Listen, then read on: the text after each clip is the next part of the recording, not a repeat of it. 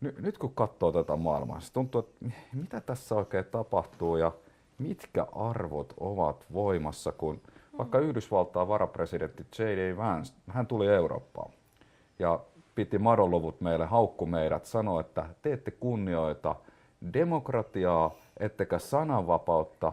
Ja samaan aikaan tämä sama mies kiistää vaalituloksen Yhdysvalloissa ja siellä vainotaan ihmisiä, jotka on eri mieltä. Niin, siis onko tämä maailma mennyt ihan sekaisin? No kyllä se vähän tuntuu siltä, että se on. Toki se on heiltä ihan niin kuin valittua taktiikkaa, että ne yrittää lyödä ikään kuin Euroopan länsimaisten arvojen pohjalta meitä ja tietää tasan tarkkaan, että se on meille tärkeä, kipeä paikka ja aivan niin kuin kohauttavaa, että joku kehtaa röyhkeästi väittää, että me ei vaalittaisi demokratiaa. Ja kyllä he nyt itse ihan sen tietää.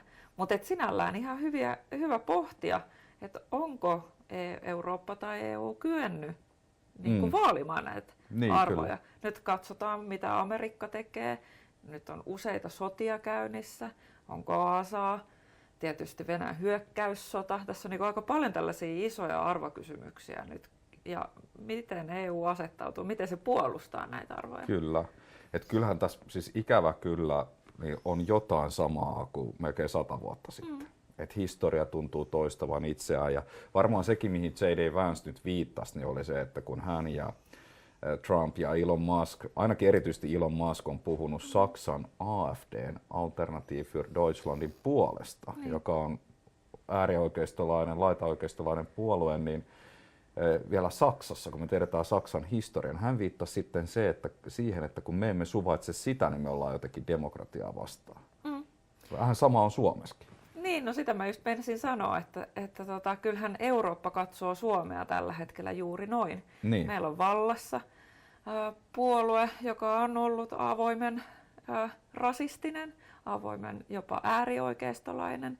Meillä on puhemiehenä ihminen, joka on kirjoittanut avoimesti hyvin nationalistisia mielipiteitä ja on pidetty myös tällaisen inspiraation lähteenä äärioikeistolaiselle liikkeelle.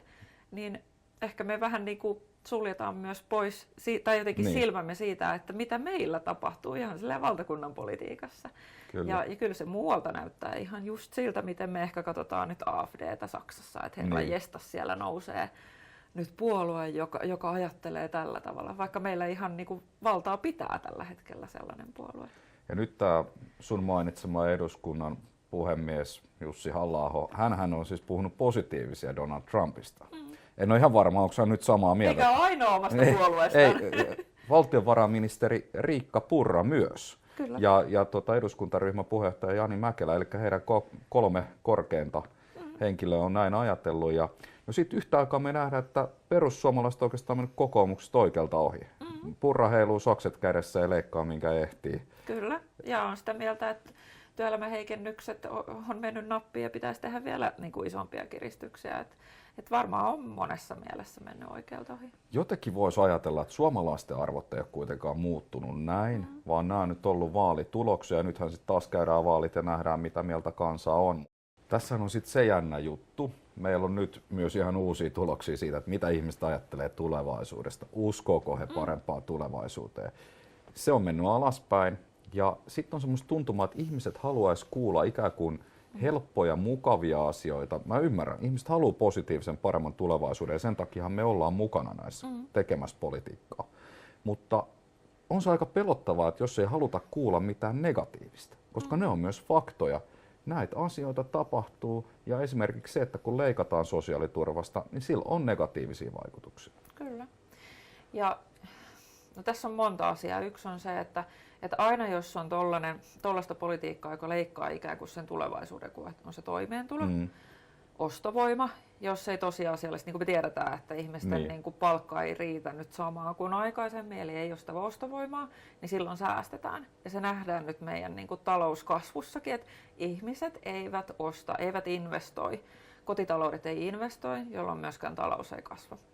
Ja mitä enemmän uhkakuvia toimeentulossa tai muissa leikkauksissa, on se sosiaaliturvaa tai jotain muuta, niin sitten ihmiset tekee niitä henkilökohtaisia ratkaisuja, jotka on aika lyhytjänteisiä, koska ne suojaa. Mutta sillä onkin ihan massiiviset vaikutukset niin kuin kansantalouteen, mutta vähän niin kuin muuhunkin. Ja sitten se tulee niinku politiikan osalla silleen, että ihmiset rupeaa ikään kuin vaalimaan vaan sitä lähipiirin asiaa, eikä ole enää solidaarisia muille.